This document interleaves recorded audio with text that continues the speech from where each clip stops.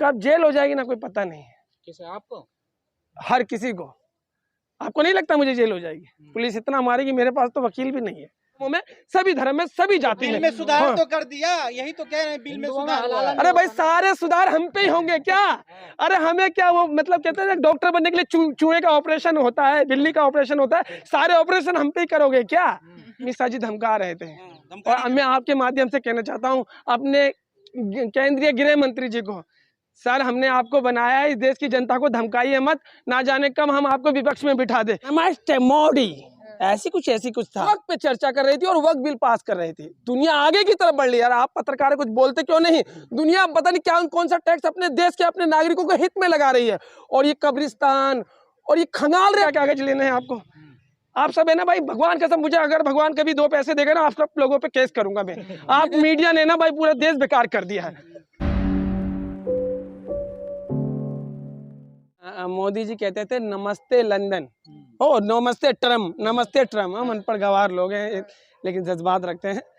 मोदी जी कहते थे नमस्ते ट्रम्प, तो मोदी जी को ट्रम्प कहते थे नमस्ते मोदी।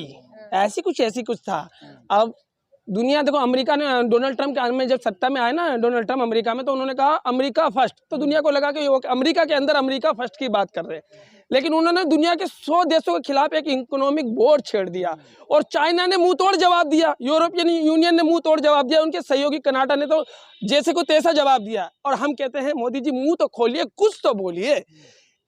अगर इस तरीके के टैक्स से जो रिपोर्टें आप पत्रकारों के माध्यम से आ रही है, कहते हैं कि इस तरीके की व्यवस्था हो जाएगी कि नहीं तो नहीं कितने लोगों का रोजगार चले जाएगा, जिस तरीके की कंडीशन बन रही है।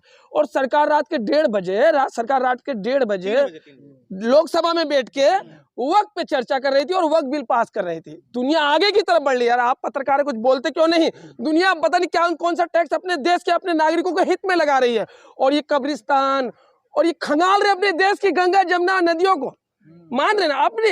अरे इस देश की मेहनत का जरूरतमंद आबादी को क्या चाहिए कि आपसे अपेक्षा करते हैं एक अच्छे भविष्य के, अच्छे जीवन की अपेक्षा करते हैं कि आप भाई अच्छा स्वास्थ्य दो, रोजगार दो, कुछ ऐसा दो जिससे कि आपसे लोग प्रभावित हों। तो हम तो 52% लगाते हैं अमेरिका पर, हैं? हम तो 52% लगाते हैं टैरिफ अमेरिका पर। और जब अमेरिका पे हम 52% लगाते हैं, बात सुनिए, हम अमेरिका पे 52% लगाते हैं, हमने वाजिबी लगाया। हमने दुनिया को हमेशा ये संदेश दिया कि हम दुनिया के साथ कदम से कदम मिला के चलने वाले लोग हैं। लेकिन आज डोनाल्ड ट्रम्प कुछ देशों पे तो बम फेंक रहे हैं, और जहां बम नहीं फेंक रहे हैं वहां टैरिफ बम फेंक रहे हैं, लेकिन नीति एक ही है, समझ रहे हैं? लेकिन दुनिया उनका विरोध कर रही है। लेकिन हमारे प्रधानमंत्री जो कहते थे लाल लाल आंखें, और जो कहते थे कि दुनिया में डंका बज रहा, उनके करोड़ों चाहने वाले मोदी जी के जो प्रेरणादायक है, जो उन्हें अपना आदर्श मानते हैं। अरे हम लोकतंत्र के, मोदी जी ने बोला है एक बिल के बाद ट्रम्प कुछ डील हुई होगी, तो हम कह तो रहे हैं मोदी जी अपने दोस्त से बोलिए कि मुंह तो खोलिए, कुछ तो बोलिए, साफ देश बोल रहा है। अरे ऐसी इतनी खामोशी, कोई सन्नाटा है भाई, कोई गब्बर आ रहा है भाई, डाकू आ रहा है क्या? मोदी जी ने वक्त बिल के बारे में बोला है कि पारदर्शिता आएगी, ऐतिहासिक बिल पास हो गया है अब तो ये। देखिए मोदी जी ने, और आप तमाम पत्रकार हैं, मैं एक मुस्लिम गरीब नौजवान हूँ, और साथ में एक भारतीय हूँ। मुस्लिम भी है, एक मुस्लिम हूँ। हर किसी का एक रिलीजन होता है, नेशन होता है, अपनी एक पहचान होती है, और सबसे बड़ी पहचान हम भारतीय हैं, उसके बाद हम कुछ भी हो, मानते हैं ना। मोदी जी ने कहा इस बिल में कि करप्शन बहुत है। मुझे बता दीजिए, अपने जमीन की कसम खा के, आप तमाम बड़े पत्रकार हैं इस देश के, कि देश के किस महकमे में जमीन से जुड़ा हुआ, हेल्थ से जुड़ा हुआ, पुलिस से जुड़ा हुआ, सेना को छोड़ के सब करप्ट है या नहीं है? बता दीजिए। ये वक्त की जमीन है ना। अरे पुलिस इसलिए 4 डंडे मुझ जैसे गरीब को रोड पे मार देते क्योंकि देश में न्याय भी पैसे से मिलता है। वकील खड़ा करने के लिए 5,000 कहाँ से लाए? पुलिस 5 थप्पड़ खिंचा के मार देती है। पता क्यों? कपड़े से पहचान के, कपड़े से पहचान के कि गरीब है, अगर मेरे खिलाफ जाएगा तो 5,000 कहाँ से लाएगा? तो पुलिस के अंदर सुधार की जरूरत नहीं है क्या? जमीन से जुड़े मुद्दों में समाज सुधार की जरूरत नहीं है? पटवारी से लेके पता नहीं कौन कौन से लोग हैं, सब करप्ट हैं, सब भ्रष्ट हैं। इस देश के आधे से ज्यादा अधिकारी भ्रष्ट हैं। अन्ना हजारे माइक लेके चिल्ला चिल्ला के मर गए। लाइए लोकपाल बोले कांग्रेस सुन नहीं रही। आप तो 14-11 साल हो गए ना जी, आप सुन लेते हैं ना जी, तो आप समर्थक में हैं, सुन रहे हैं ना। पूरी तरह मोदी करप्ट है। तो लाई तो बोर्ड बिल ले तो आई, और क्या? चलो लेके आई है। मोदी जी कह रहे, अरे मोदी जी सिर्फ वो काम करेंगे जहां से उनका एजेंडा सेट हो जाए। एजेंडे में नीतीश जी भी सेट हो गए, नायडू जी भी सेट हो गए, और चिराग भी सेट हो गए, और जैन भी सेट हो गए। नीतीश की तो और हम सबको जानते हैं और इस देश की जनता सबको जानती है, लोकतंत्र के मंदिर में खड़े होकर जब हम मतदान करेंगे तो जैसे बनाया उसे खत्म कर देंगे इन लोगों को। मुल्ला भी सेट हो गए बता रहे हैं। पता। अच्छा एक बात बताइए, आप लोग देखिए मेल फीमेल सब हैं, माननीय मुख्यमंत्री योगी आदित्यनाथ जी ने एक शब्द लिया, भाई हम भगवान का हम बचपन में इसे गलत समझते थे, बोले कट मुल्ला। अरे इसकी समीक्षा करिए कि कौन सा शब्द है और ये किस पे लागू होता है। बड़ा अजीब सा लगता है जैसे भैया मुख्यमंत्री भी अश्लीलता पे उतारू है, ऐसा लगता है ना। मतलब अश्लीलता सी लगती ना। ये भगवान ऐसे ऐसे सद्बुद्धि वाले लोगों को अगर मुझे देखना पड़े तो मुझे लगता है कल की जगह आज मौत आ जाए। अगर मेरे देश के हुक्मरान ही ऐसे होंगे तो आम जनमानस का क्या हाल होगा भाई। समर्थन में है वक्फ बोर्ड के विरोध में है?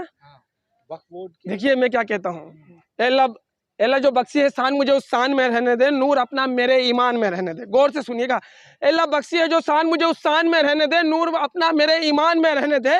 मुझे नहीं आता घर में बुज़दिलों की तरह छुप के रहना, मैं मर्द हूँ मुझे मैदान में रहने दे।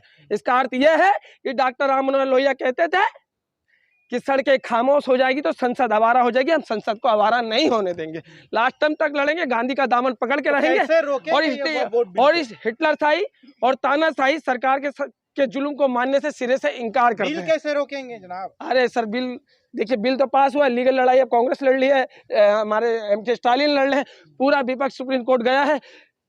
संविधान की रक्षा के लिए सुप्रीम कोर्ट है। अगर सदन से, राज्यसभा से और लोकसभा से अगर कोई भारी चूक हो जाए उसके लिए सुप्रीम कोर्ट है। और सुप्रीम कोर्ट से हम इस देश की हर मेहनत कश और अल्पसंख्यक माइनॉरिटी अपने अधिकारों के लिए, अपनी जरूरतों के लिए, अपनी चीन और पहचान के लिए। कागज दिखाओ, जमीन लो अपनी, क्या दिक्कत है? कागज तो होंगे ना आप पे।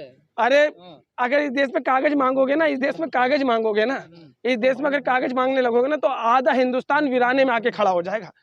आधे से ज्यादा जमीन के मामले कोर्टों में चल रहे हैं, हाई कोर्ट में और सेशन कोर्ट में, सुप्रीम कोर्ट में, जिला स्तर पे चल रहे हैं, देश स्तर पे चल रहे हैं। वीराने में आ जाएगा देश। क्या बात कर रहे हैं आप, समझ रहे हैं? आपकी सोच के साँचे में ढल जाए ये हो नहीं सकता। जवान काट दो लहजा बदल नहीं सकता। तो है नहीं कागज आपके पास इसका मतलब? अरे कागज हमारे क्या कागज लेने हैं आपको?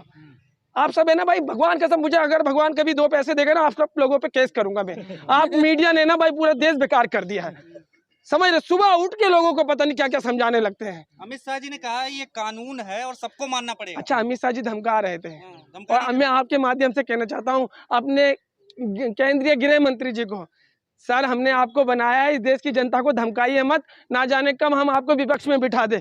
और ये जो सत्ता की अकड़ है ना चंद दिनों की होती है। अरविंद जी भी बहुत चिल्ला रहे थे, विधानसभा में खड़ा होकर विधानसभा से ही आउट कर दिया दिल्ली की जनता ने।